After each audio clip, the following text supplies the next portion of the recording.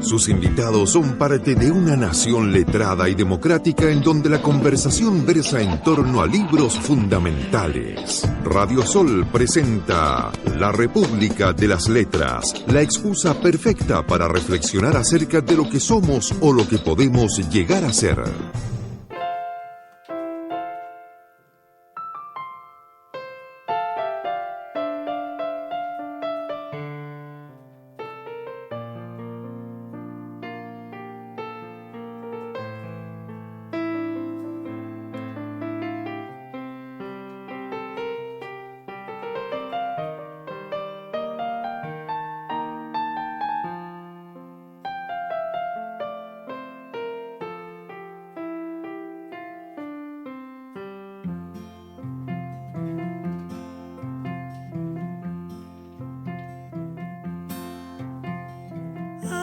Parece que yo debo mirar hacia el mar,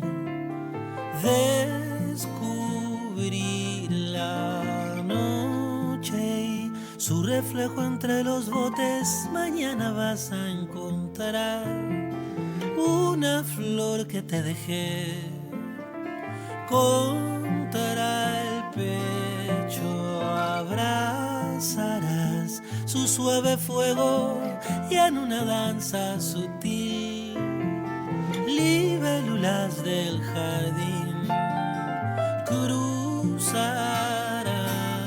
el cielo de tus sentimientos, es decir, belleza que quiero olvidar, me llama, me viene a buscar, me hace soñar. Es decir, que con la violencia del mar quisiera volver a besar hasta sangrar.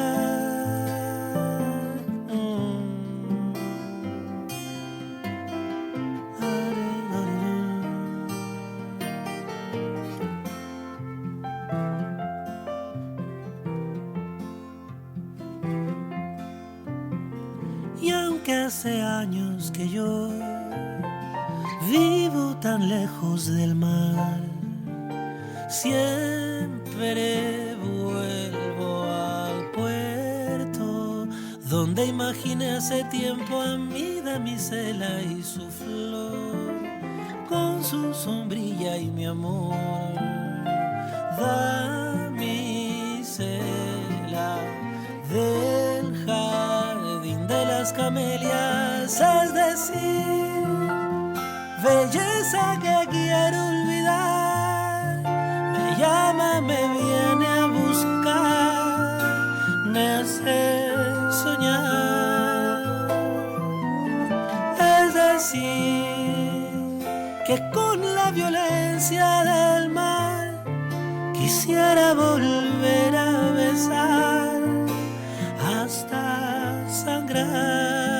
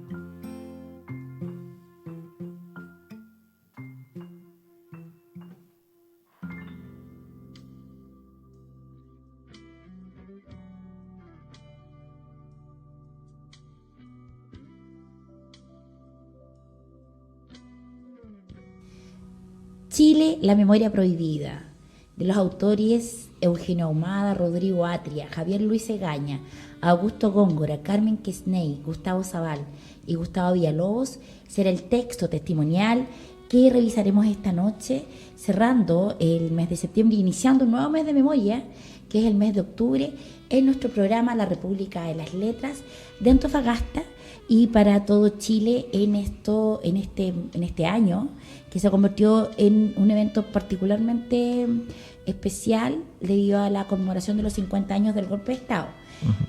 Ahora, ¿por qué vamos a hacer este libro? Ustedes no vayan a creer porque somos sofisticados, sino porque básicamente fuimos todos a ver La Memoria Infinita, todos solo yo.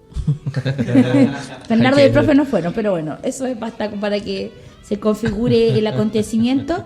Yo fui a ver, bueno, y cuando vi, yo dije, tengo ese libro, Chile, la memoria prohibida. En realidad, yo entendía, bueno, de qué se trataba.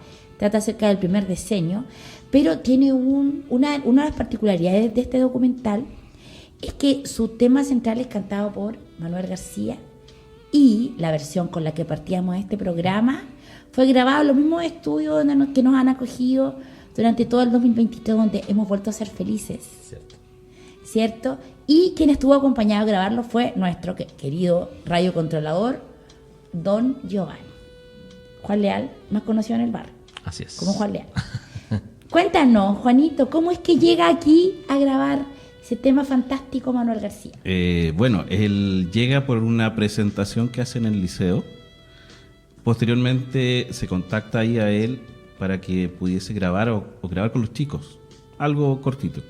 Pero dice que la próxima vez cuando venga una presentación propia en el municipal, y ahí accede a venir horas antes de su actuación y viene a los estudios, graba con los chicos y además los invita al concierto en la noche.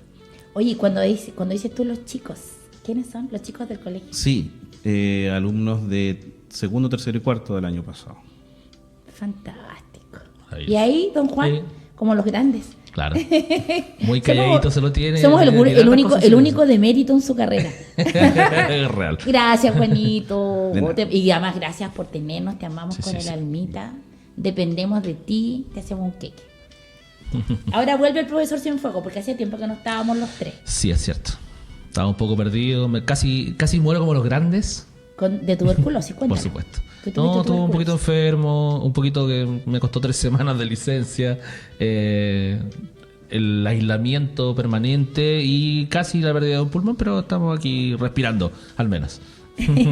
Bueno, volvemos a agradecer a nuestro querido radiocontrolador, Sí, don Giovanni, más conocido en el barrio como Juan Leal, radiocontrolador también de esta hermosa sala que nos acoge, que nos empezó a acoger este año, que nos va a acoger los próximos 20 años. ojalá, es la idea. Estamos trabajando Siempre para eso. gratis. Sí. Lo nuestro. ¿Por qué decir esto? Porque es una tremenda posibilidad para los chicos de colegio, chicos y chicas de colegio, tener una sala, un estudio de grabación. No menor. ¿No? Ya, bueno, chicos, hoy día vamos con Chile, la memoria prohibida, un texto que la editorial Pehuen publicó el año 1989, que estuvieron trabajando los autores, a quienes yo nombraba al inicio, durante casi 5 años, y que retrata en este primer decenio básicamente algunas historias, pero de hecho la bajada del inicio es violaciones a los derechos humanos, Chile, la memoria prohibida, las violaciones a los derechos humanos, 1973-1983. Hay que decir que previo al inicio, se trata de 3 volúmenes, ¿ah? Nosotros tenemos solo el Son primero. 1500 páginas aproximadamente. Sí, Catalonia lo reeditó, ahora está así, superventas, lo reeditó y está disponible en la librería de las Alondras. Que debería auspiciarnos. Que debería auspiciar, pero no Por favor, importa, igual lo nos vamos a ir a decimos, somos tan conversar. amorosos. Podemos sonreír. Oye, los textos de adhesión, esto es muy bonito porque dice, durante la realización del presente libro, distinguidas personalidades ligadas a la defensa de los derechos humanos quisieron acompañar este trabajo a través de los textos de adhesión que reproducimos en las páginas siguientes. Se inicia con Bernardo, uno de nuestros bien amados, Ernesto Sábato, Sí. autor del informe Sábato acerca de las violaciones de derechos humanos en Argentina. Sigue con Monseñor Cristian Precht, funado. Sí. Una pena. Bueno, pero ahora lo vamos a olvidar porque esto es como la teoría autor, o sea, el texto es más que el autor, en este caso los hechos. Luego Theo Van Boffen, Charles Harper, que es de la Oficina de Derechos Humanos para América Latina, del Consejo Mundial de Iglesias, que ellos tienen un rol fundamental en el Comité Pro Paz, que es la previa de la Vicaría de la Solidaridad, que ya pasa a depender totalmente de la Iglesia Católica. Helmut Frenz, un pastor luterano, profe, ¿o no? Sí, luterano. Y un cardenal de Sao Paulo, Pablo Evaristo. Ellos, y el rabino. ¿Qué decir? El cardenal Raúl Silva Enrique, que en esta conmemoración de los 50 años ha sido absolutamente invisibilizado. Bueno, la iglesia no está pa' hoyo, pero yo creo que gente como una católica, no sé. Sí, de hecho en la entrevista que conversábamos que dio Rodrigo Atria en la cooperativa, lo menciona mucho, así, cómo se le ha bajado tanto el perfil a ciertas figuras que fueron tan potentes en su momento que se pierden en el relato al final. Oye, pero lo veíamos en el libro de la Patricia Espejo, de la linda esta, que con el profesor tuvimos la suerte de estar con ella presentándolo, Allende Inédito. Sí, Allende Inédito. Allende Inédito, ahí veíamos que ella absolutamente relevaba reivindica mucho la figura del cardenal, cosa que también hacen en este texto que terminó de escribirse y que, ojo, cuenta entre medio con la colaboración de José Manuel Pará y vive en el asesinato, ¿cierto? El degollamiento. Estamos hablando, como contaban ustedes, ¿cierto?, de 3 volúmenes, 1500 páginas, y algunos señalan que es un libro previo al texto de la Comisión Rettig. Sí. En ese sentido se anticipa en términos de testimoniar, de documental, que efectivamente en Chile hubo personas secuestradas, que hubo personas torturadas, asesinadas y hechas a desaparecer durante la dictadura. Y un libro, como ustedes bien contaban, digamos que parte del año 82, digamos, con Góngora como que forma un grupo de personas que había trabajado en Propaz y en la Vicaría. Y ellos, claro, habían reunido información, tenían una documentación importante, pero no habían encontrado la forma narrativa. Y ahí entra Atria, digamos, a darle como una estructura, un eje narrativo. De un editor. Y que es súper importante a la hora de instalar un discurso que no solamente sea este juego literario que muchas veces ocurre en algunos momentos en ciertos discursos testimoniales, sino que te muestre el dato duro, que sea específico. De hecho, una de las cosas que más se mencionan es que es muy detallista en las torturas, en los vejámenes, en las situaciones que van ocurriendo, y no es menor a la hora de hilar tantas cosas, tantos casos y tantas miradas distintas en un solo patrón que sea coherente para que un otro lo entienda. Me llama mucho el estilo narrativo con esto de que toma distintas voces, es decir, en un momento no, por eso te digo que yo siento que es una estructura parecida a la Roland Barthes del discurso amoroso. De pronto está hablando la Tencha sin previo anuncio, tú entiendes que está ella en una voz narrativa de protagonista, luego pasa, no sé, al general Prats, que ahí también recoge el tema de las memorias, sorprende porque nos muestra claroscuro del mismo general Prats. Es el episodio aquel donde Hortensia Bussi el 11 de septiembre llama a Sofía, la esposa de Prats. Son cosas que también le quitan la épica, pero también lo muestran a estos personajes profundamente humanos. Hay que ir con el tema. Sí. ¿Quién va primero? El profesor. Ok, voy yo. Profesor anda sexy hoy día. Sí, está provocativo. No, pero Ahumado está auspiciado. Cierto. Sí, lo que es, nunca una. Este tema aparece en el capítulo final de la serie Los Archivos del Cardenal. Y una de las frases dice: en los ojos de los niños pasan cuervos asesinos. Y tiene que ver, digamos, con Parada y Guerrero, que son secuestrados en la entrada del colegio latinoamericano. Y esta canción se llama Déjame pasar la vida, de Manuel García. Seguir luchando, siempre.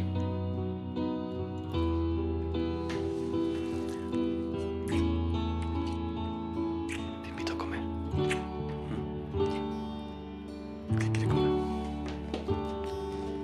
Una china.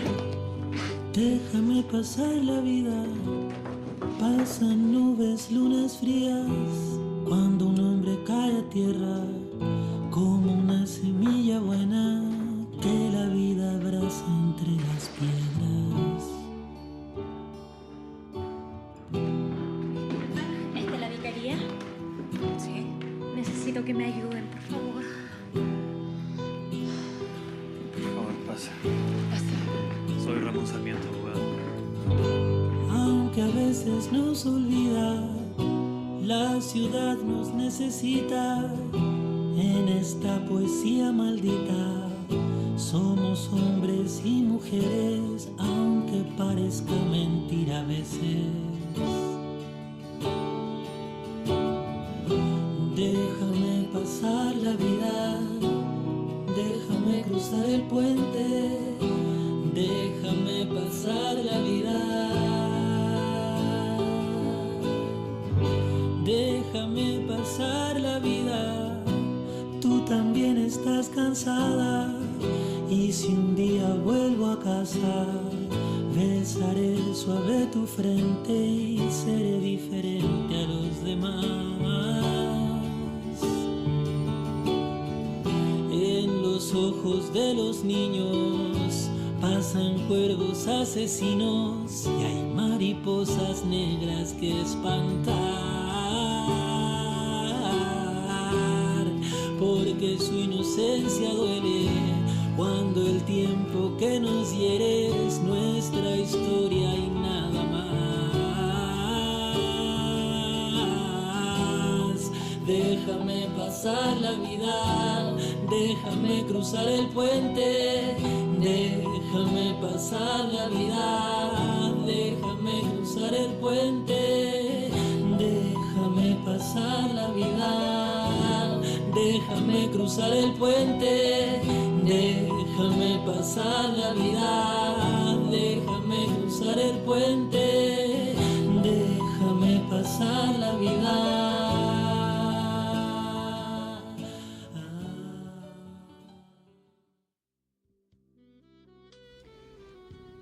En horas del martes 21 de agosto, un numeroso grupo de mujeres se concertó frente a la residencia del general Prats.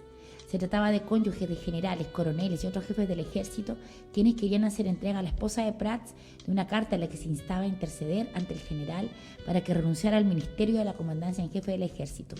Esa misma noche Prats anota: quedo meditando la gravedad de lo ocurrido al recordar uno a uno los nombres de las señoras de generales y oficiales que participaron en la manifestación.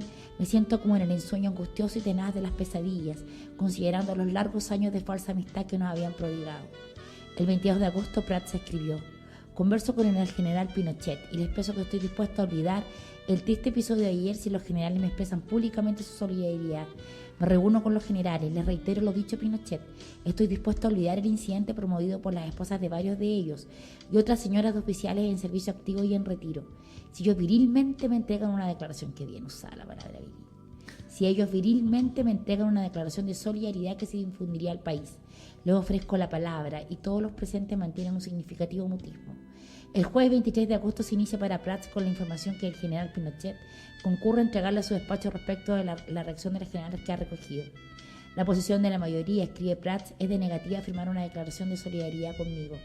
Pinochet también anticipa la dimisión de los generales Mario Sepúlveda de Azquella y Guillermo Pickering. Ambos jefes son los únicos que controlan a las poderosas unidades de la región metropolitana, la segunda división y el comando de institutos militares respectivamente. El gesto de ambos generales entregaba a Prats una inmorable excusa para manejar la situación dentro del ejército, llamando a retiro a aquellos jefes que no lo secundaban.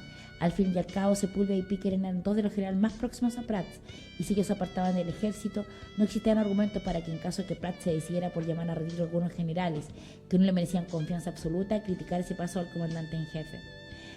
Cuando Pickering y Sepúlveda abandonaron el gabinete superior, ingresaba el general Orlando Urbina, de hasta ese momento otro de los hombres de confianza de Prats. 2 horas más tarde, la radio anunciaba que Carlos Prats González había dimitido de su alto cargo en el ejército.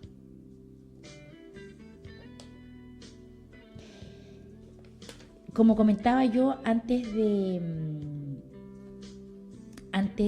terminar el primer bloque, me parece que en este libro están claramente contenidas de forma bastante ordenada, casi sistematizada y sin la voluntad positiva de hacerlo, los incluso yo te diría, no sé si las causas, bueno, yo adhiero por supuesto a la tesis de que nunca había una causa hacer un golpe de Estado, pero sí como todas las condiciones se estaban estructurando para que, porque incluso en este libro se cuenta que la posición de Patricio Aylwin, a quien siempre hemos estigmatizado por el apoyo al golpe, era, o sea, el tipo de verdad, de la mano del cardenal Raúl Silva Enrique, hay un afán, incluso llevado mucho más allá de lo que uno pensaría, de conservar la vía institucional. Pero estaba todo tan bien estructurado. O sea, esta parte donde él dice, y habla de conductas que uno entendería propia de los militares, el concepto de la viril, si ellos virilmente, y yo entonces entrego mi palabra, y todo eso fue borrado. Solo para terminar, en su carta de dimisión del 23 de agosto al presidente Allende, le dice el general Prats: agradezco profundamente la alta confianza que vuestra excelencia depositó en mí, pese a su convencimiento de mi absoluta prescindencia política, y le reitero las consideraciones del sincero respeto que vuestra excelencia sabe que le profeso por el sentido de responsabilidad personal con que conduce los destinos del país. Además se aleja con una profesión de fe. Es interesante cómo el texto logra articular el relato y permite comprender cómo todos los caminos van conduciendo al golpe, digamos, en términos políticos, en términos de los militares, en términos también de la propia sociedad civil, cómo se va articulando una cuestión que parece sin salida, digamos, en el fondo se van cerrando los caminos políticos para una salida, digamos, y todo es como, no sé, esta crónica de algo que va a suceder y que todo el mundo más o menos cacha para dónde va. Me quedé pegado un poco respecto del bloque anterior, en esto de engrandecer, o sea, este libro de alguna forma está articulado, el gran protagonista tiene que ver con la Iglesia Católica, ¿sí? Con las iglesias, más que la Iglesia Católica, con el rol de las iglesias. Y sobre todo con la figura de Silva Enríquez como este actor político muy consciente del proceso histórico. Y muy consciente, digo, y no desde ese momento. O sea, hay que recordar, digamos, que Silva Enríquez es el primero incluso que apoya el proceso de reforma agraria, realizando el proceso de reforma agraria dentro de la iglesia. O sea, en el fondo, ¿qué es lo que hace Silva Enríquez el año 64, 65? Los terrenos agrícolas que la iglesia tenía, y no eran pocos, él inicia el proceso de reforma agraria. Entonces, eso te muestra un personaje profundamente consciente de los procesos. Incluso, disculpa, en un momento se habla de cómo el año 62, ya, claro, o sea, Concilio Vaticano II de por medio, claro. El año 62 ya los empiezan a nombrar así, pues, Mariano Puga, claro. O sea, empieza a articularse una nueva mirada a la iglesia, y que incluso Eduardo Frei, Montalva y su programa responden a cómo la doctrina social de la iglesia ya la había tomado como bandera de lucha, pero la jerarquía eclesial, la cuestión impensable, claro. Hoy. No, completamente. O sea, y ahí sale Silva Enríquez el primero, digamos, en respaldar y dar un espaldarazo político en el rol que tenía la iglesia al programa, digamos, de Frei Montalva. Y en ese sentido, bueno, es evidente y queda súper claro, digamos, el rol de Silva Enríquez para evitar el golpe, las conversaciones, las cenas en la casa de Allende, en la casa del cardenal, entre Allende y Aylwin, digamos, para intentar una salida política, para lograr un acuerdo político, y posteriormente, por supuesto, su rol en el Comité Pro Paz y posteriormente en la Vicaría, cómo de alguna forma se le obliga posteriormente a disolver el Comité Pro Paz y cómo se las arregla, ahí lo voy a hablar un poquito más, cómo se las arreglan, digamos, para poder armar la Vicaría y dar una respuesta política a la violación de los derechos humanos. Sí, a mí me llamaba, y también lo conversábamos en la previa con el profe, me llamaba profundamente la atención el cómo desde, no sé, yo una figura así como extemporea a los hechos, uno, y dos, que constantemente está en contacto con información del tipo que se plantea acá en el libro. Me pareció tan sorpresivo que se mencionara a las iglesias en plural, porque justamente nos encontramos siempre con esta figura de la Iglesia Católica, a estas imágenes fuertes, Puga y otros, ya, el mismo cardenal, como las figuras trascendentales en los procesos de articulación, estructuración, para el levantamiento de antecedentes, lo que hablaban de la vicaría, e incluso con estos nexos que se hacen a nivel internacional para la protección de los derechos humanos en plena dictadura. Pero justamente se deja fuera de ese relato histórico a las otras iglesias, a lo que pasaba con la iglesia luterana, a lo que hizo la iglesia evangélica y otros. Lo mismo que conversábamos con el profe, esta figura, desconocía yo totalmente el nombre de este famoso Charles Harper, que luterano, que viene a financiar finalmente esta obra y otras cosas más, para ir dándole una forma de salida, de tratar de colocar todo esto que estaba tan oculto, que se había encargado la dictadura a través de todos los medios, literalmente de todos los medios que contaba, para dejarlo debajo de la mesa. O sea, el típico discurso de no, jamás hubo estos cadáveres flotando en el Mapocho, y bueno, tantas cosas más que con este texto ya consolidado, porque si mi memoria me falla, y ahí el profe me puede corregir tal vez, quizás es el libro que tiene la información más consolidada de la época, porque claro, que ya en el próximo bloque voy a hablar al respecto, muchos otros escritores, periodistas, personas comunes y corrientes de distintas partes de la sociedad civil en el exilio o dentro del mismo país empezaron a plantear sus testimonios. Desde el año 75, 74, si no me equivoco, que es el primer texto testimonial que habla ya o de Tejas Verdes, o de los campos de concentración, o de las distintas detenciones. O la misma Patricia Verdugo. Exacto. Pero ¿cómo queda invisibilizada esta otra parte que también fue fundamental en estructurar todo lo que se pudo lograr después? A mí lo que me impresiona es que este texto volvió a la palestra con el documental de Exacto. Sí. ¿O no? Sí. Y o sea, todo el mundo lo conocía. Yo encuentro que Góngora, oportuno, hasta para morirse. Sí. Porque si no se hubiera muerto ahora, este año, poco antes, ¿cuánto se murió? Un par de meses antes de los 50 años. El documental no sale, o sea, porque de verdad que, o sea, yo lo miré, este me lo había robado este año, ¿se acuerdan que les dije?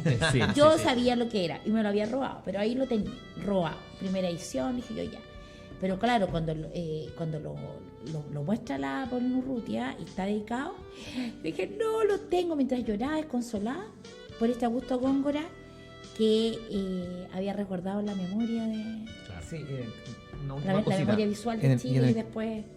Y en el caso de Góngora, el mismo Atia cuenta, digamos, que Góngora era el líder de este proyecto, de este enorme equipo. Él era el impulsor. Claro. A él se le ocurre. Entonces, él manejaba directamente el catal administrativo con el Consejo Mundial de las Iglesias en Ginebra y con este pastor presbiteriano en Estados Unidos que es Harper. Y eso también permitía canalizar los recursos y el financiamiento para llevar adelante todo este proyecto, que en algún momento tuvo bastante riesgo, por ejemplo, con la muerte de José Manuel Parada en el año 85, sí. Que era parte también de este equipo. Claro, y porque además ellos piensan que son ellos el objetivo, pues se dan cuenta que ha sido destruido el Comité Central del Partido Comunista completo. Claro. Pero en ese momento ellos... Oye, el profe está nervioso por el tema. Sí, bueno, yo voy a ir con el tema porque... Sí. Ustedes traen temas muy sofisticados, muy ad hoc, y yo me puse a buscar por otra parte, naturalmente. No nos ponemos de acuerdo en eso y lo encuentro bastante rico.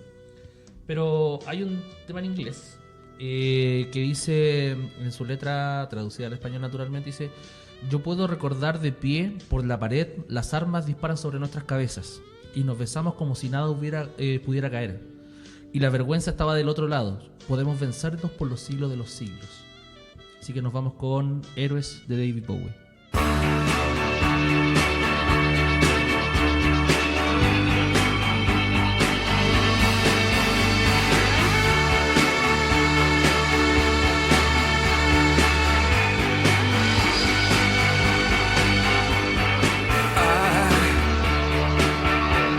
I wish you could swim like dolphins. Dolphins can swim. Though nothing will keep us together. We can beat them forever and ever. Or we can be heroes for one day.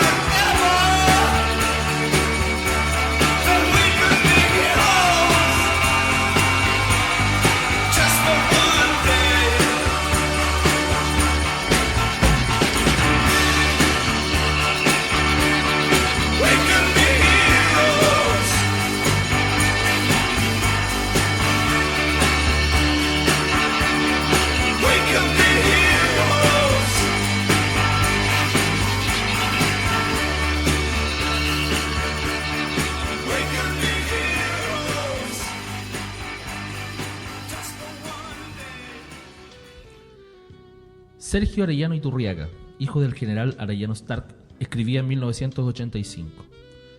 En esos días se agudizó la discusión sobre la conducción del ejército. Muchos de los participantes no deseaban que el general Pinochet fuera informado ni se le incluyera en los planes. Reiteradamente plantearon que debía ser reemplazado por alguno de los generales que integraban el comité. Sin embargo, estos descartaron que ello involucrara un riesgo. Si existía la posibilidad de actuar sin alterar el orden institucional, había que hacerlo así para asegurar el éxito de la empresa. El sábado 8 fueron informados otros generales del ejército por separado. Alrededor de las 20:30 horas, mi padre concurrió al domicilio del general Pinochet para ponerlo en antecedentes del proyecto. Su reacción fue una mezcla de sorpresa y molestia. Al tomar conciencia que solo se requería su adhesión a una decisión que ya estaba tomada, parecía abrumado. Mi padre le manifestó que el general Lee esperaba en esos momentos su llamado para iniciar la labor de coordinación. Pinochet pidió algunos minutos, asegurando que luego lo haría. Por ahora necesitaba reflexionar. Lee no recibió el esperado llamado. En la mañana del domingo 9 decidió visitar a Pinochet, pero no lo encontró en su domicilio. Volvió a hacerlo a las 5 de la tarde, encontrándose con los almirantes Sergio Huidobro y Patricio Carvajal, y el capitán de corbeta Ariel González, que llegaba con su proyecto de compromiso suscrito por los comandantes en jefe. Al no haber información contraria, los almirantes entenderían que el contacto entre los jefes del ejército y la FACH se habría producido el día anterior. No hubo explicaciones. El general Pinochet informó que le estaban antecedentes del plan y que se sumaba a él, por lo que suscribió de inmediato el documento que se le llevaba.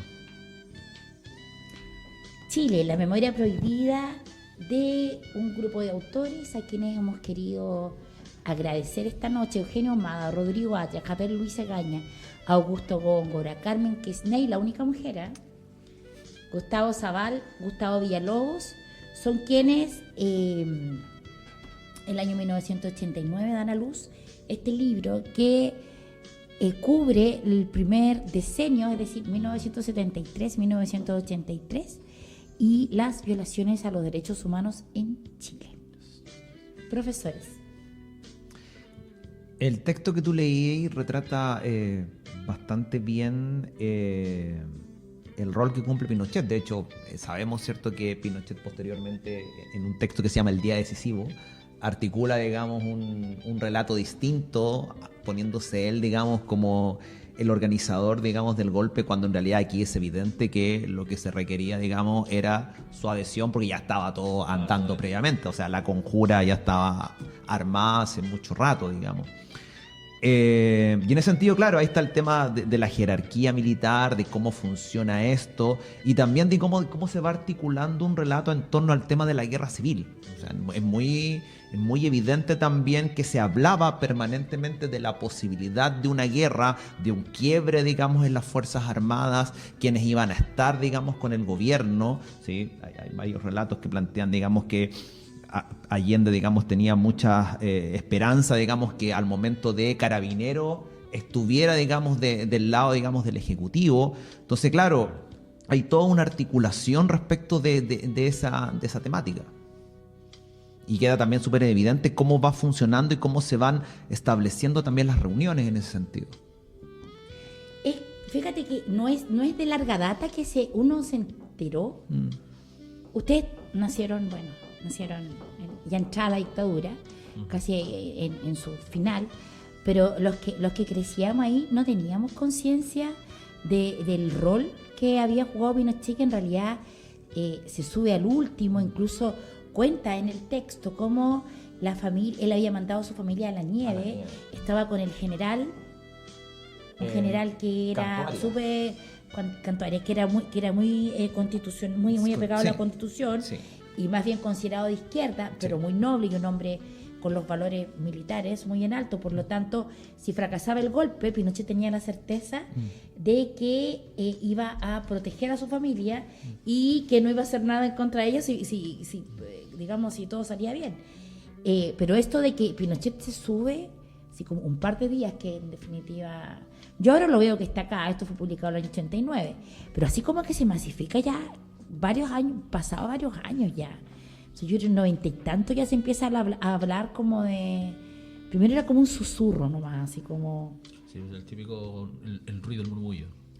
Claro, era así como, claro, porque esa foto histórica de la Junta de Gobierno, que luego la revista Mampato, en la cosa pop, pone unos gorilas y que la censuran. Sí, claro. No puede circular, que también es posterior, es como diciembre del 73, que la censuran porque hay está como estos gorilas en la posición similar. Esta foto que es del mismo 11, con este hombre y ese rostro y los lentes, lo convirtió. Y cuando uno lee, además, porque acá están plasmados los diálogos que tienen con el capitán Araya.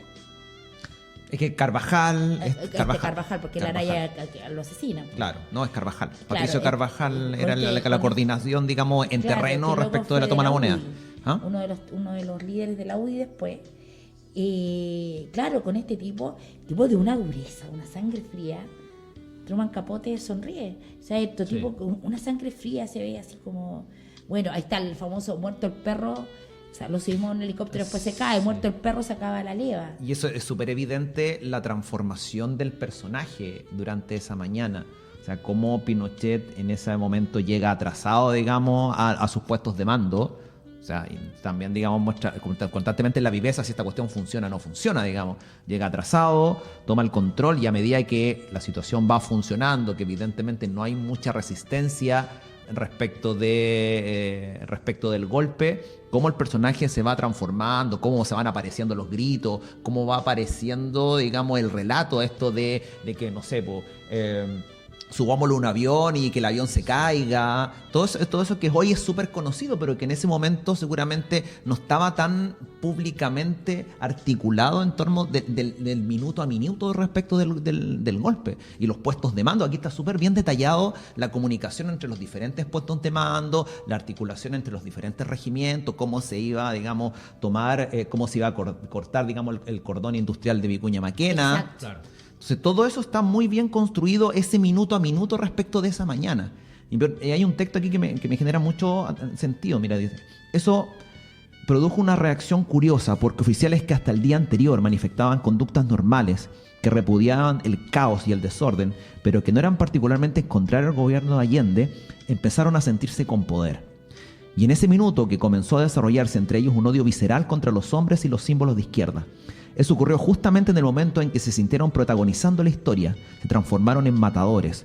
Todo lo que habían recibido como entrenamiento para ir a una guerra lo empezaron a emplear contra un enemigo interno que les apareció de repente, el marxismo. Fue la desracionalización del objetivo a que se sometió al ejército. Y eso tiene que ver con justamente lo que mencionaba en el bloque anterior de el control de los medios de comunicación, el control de el status quo en general, ¿ya? Y cómo todos los posibles relatos que se podían levantar en su momento o estaban apareciendo fuera del país y por lo tanto no tenían ninguna posibilidad de entrar, o bien eran silenciados. Yo hablaba de este tema de la famosa literatura testimonial, en el sentido de que, si bien es cierto, no es una cuestión que como tal empieza a ocurrir propia en las dictaduras latinoamericanas, porque hay antecedentes previos mucho antes, pero sí toma una fuerza considerable bajo el yugo del fuego y la sangre que asola a todo el continente, o a una buena parte del continente. Y es en ese sentido cómo se empiezan a recopilar antecedentes, por ejemplo, acá en Chile, con el mismo libro de Tejas Verdes, que fue como el primero, o se considera el primer libro del testimonio de los campos de concentración en Chile, que se publica en España el año 74 y se reedita tiempo después, y que no llega a Chile décadas. Y justamente cómo aparecen figuras que en una primera etapa todo tiene que ver con la denuncia, con el ir colocando el tema en la ¿cómo se llama?, en la palestra, pero justamente desde la perspectiva del testigo. Me pasó, o lo vi, o está ocurriendo. Y naturalmente ese discurso iba contrario a todo lo que estaba pasando acá. Por eso el susurro, yo lo mencionaba, o por eso el murmullo. Claro. En todo momento se van comentando cosas entre la gente, no sé. Típico, acá me tocó por otra cosa que estoy investigando, leyendo las actas de tribunales del primer y tercer juzgado de acá de Antofagasta, y del cuarto también. Y resulta que aparecen muchos así como muertos, encontrado muerto, se anuncia tal persona, todos por el mismo juez, todos anunciados por carabineros, y todos prescritos, sobreseídos o pasados por accidente, cosas por el estilo. Y todo queda en eso. No, fue un accidente, no, se suicidó, no, eso no fue tal como se está mencionando, y ahí está. Ese discurso fue súper potente en la época, por lo tanto, si no tenías otros antecedentes, otras formas de conocer la realidad, era natural que todo era la posibilidad, pero nunca la ciencia cierta. Cuando llega ya esta segunda etapa, después del 83, 85, cuando ya se empiezan a levantar las voces de una manera potente, ya la cuestión cambia, el discurso cambia. ¿Sabes lo que a mí me impresiona, ponte tú, a partir de lo que hablaba el Bernardo? Es como, por ejemplo, el tema de los detenidos desaparecidos.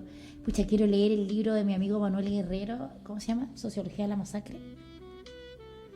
Sí, bueno, ahora Manuel está importante, está en el segundo piso de La Moneda. Yo, incluso habíamos hablado, ¿se acuerdan que yo les dije? Oh, felicité a Manuel, queremos que venga a presentar porque él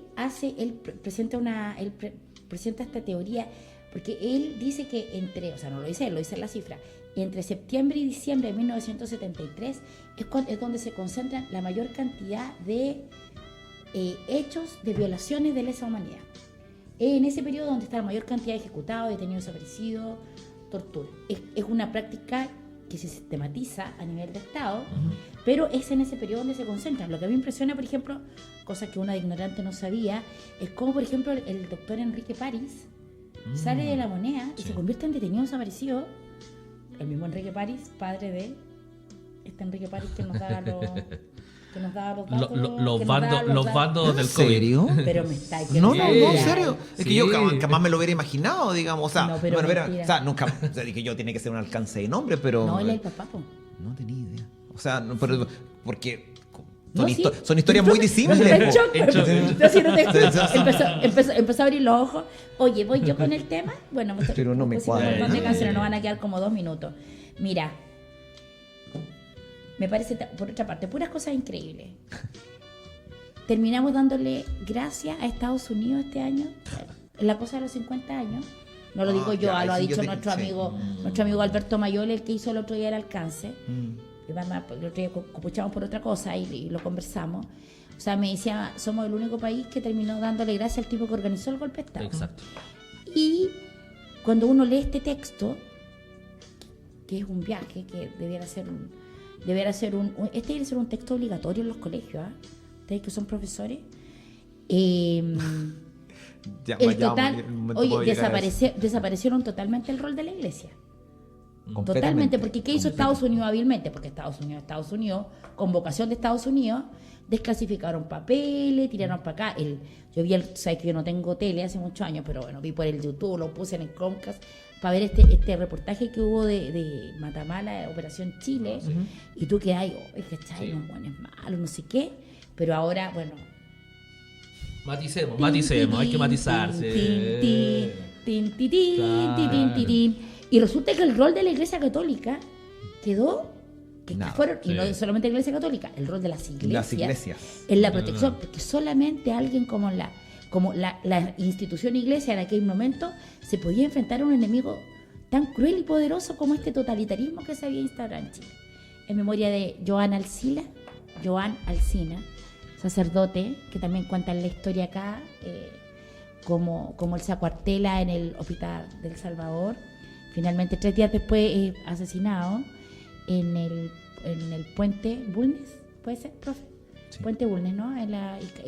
Cerca del río Mapocho. Voy a ir con Plegaria a un labrador de Víctor Jara.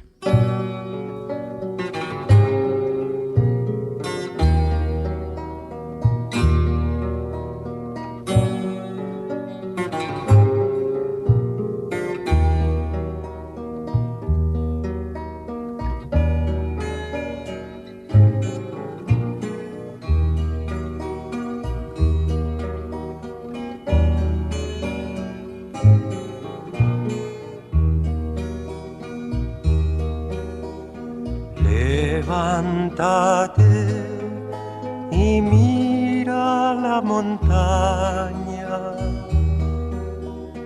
de donde viene el viento, el sol y el agua.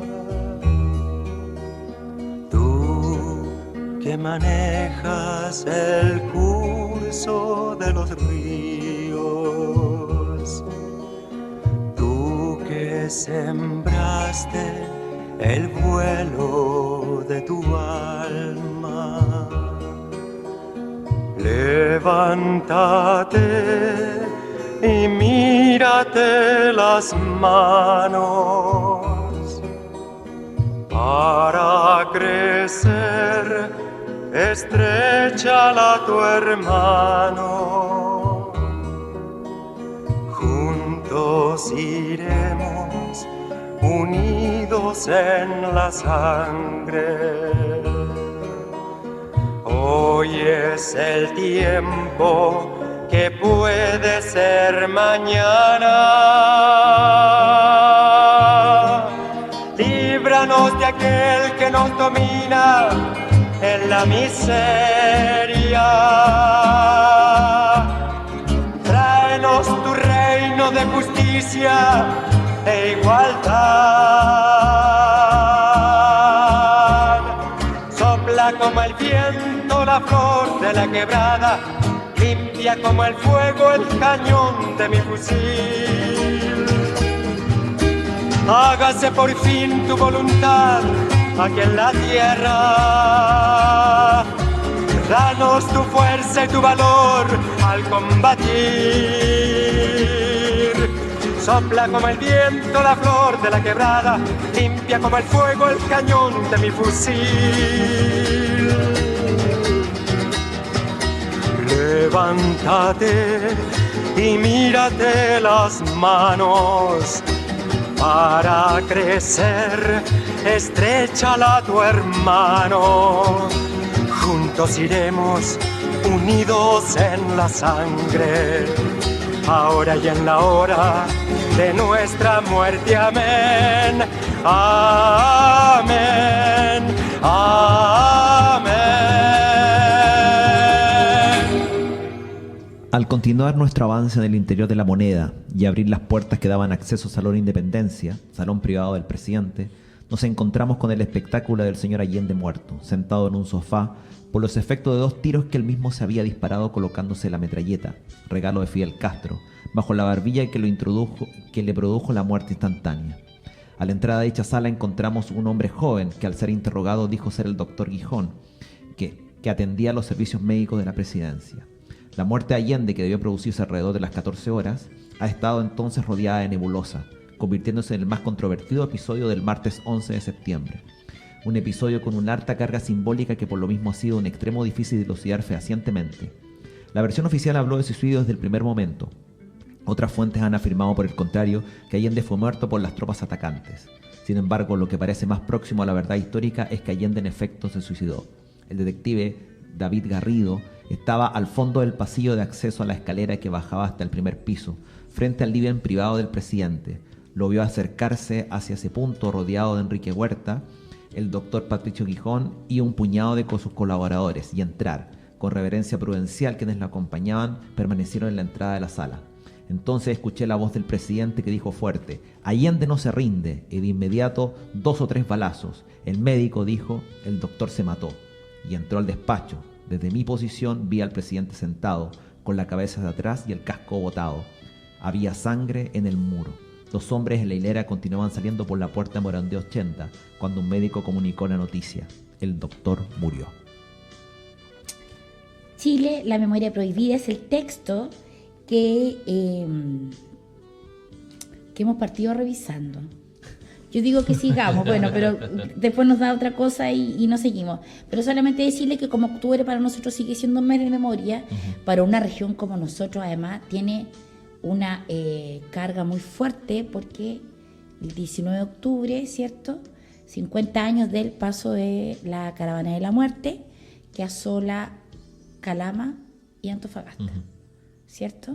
Ya, ahí sí va el sí, esos son los 2 lugares. No pasa por Tocopilla, porque matan al Marco de la Vega, que es el alcalde, pues lo matan acá, el alcalde. Y hay un fallo que salió hace poco de la veleidosa de Tocopilla. Sí, yo lo estaba mirando, hay que revisar. Y el libro de la Nona Fernández también trata de ese tema, el Voyager. Una maravilla del libro. ¿Lo hicimos acá o lo hicimos en...? No, lo hicimos acá. Ya, porque no tengo ninguna conciencia de haberlo leído. Sí, es maravilloso. Sí. Lo revisaré. Oye, bueno, mira, nos queda, yo creo que vamos recién en la parte de la muerte del presidente. Son 17 capítulos. En la muerte del presidente es el capítulo 6. No sé, yo les digo, son 17.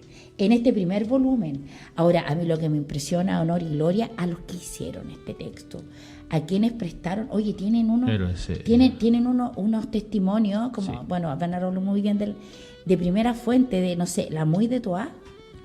Sí, la Muy de Toá, claro, y entonces ella llama a la Tencha y él le responde, este sobrino de la Payita. Por ejemplo, yo no tenía en mi resguardo, tampoco está en el Allende inédito, me leí todo de Allende, me falta el puro Carlitos Tromben, que lo tenemos ahí todos pendientes, todos nos lo compramos. Por ejemplo, de que la Payita, cuando sale de la moneda, surge un ataque, o sea, finge un ataque de histeria, para irse a la puesta central y de ahí se arranca. Sí. Claro, cosas como esas no están posteriormente documentadas, tienen que ver con la humanidad. Me encantó que leyera Allende no se rinde. De hecho no hay valentía que lo contenga. Exacto. De hecho, hay una... No sé si está específicamente en el libro, lo leí en algún momento y lo anoté, lo dejé anotado acá, que es una frase de Miguel de Unamuno, mi papi Unamuno. Sí. Que dice... Eres Augusto Pérez. Que dice: tan importante como el conjunto de sucesos que conforman la historia es la intrincada red de hechos cotidianos que constituyen la intrahistoria. O sea, cómo esos pequeños detalles son finalmente la amalgama entre estos grandes hechos que están que muchas veces parecen dispersos. Creo que el gran valor de este documento, porque también se puede mirar desde la perspectiva del documento, es que justamente todo el equipo que trabajó en él tiene el detalle, la delicadeza de poder unir estos grandes relatos con estas pequeñas historias, estos pequeños sucesos que van ocurriendo y que son fundamentales. Ya, yo espero que sigamos la próxima semana. Estamos súper justos, lo sé, estamos súper pasados. Nos van a retar. Sigamos la próxima semana. Profe, ya, tenés medio segundo. Tengo medio segundo. Estamos leyendo esto a propósito de los 50 años y toda conmemoración es un acto de memoria.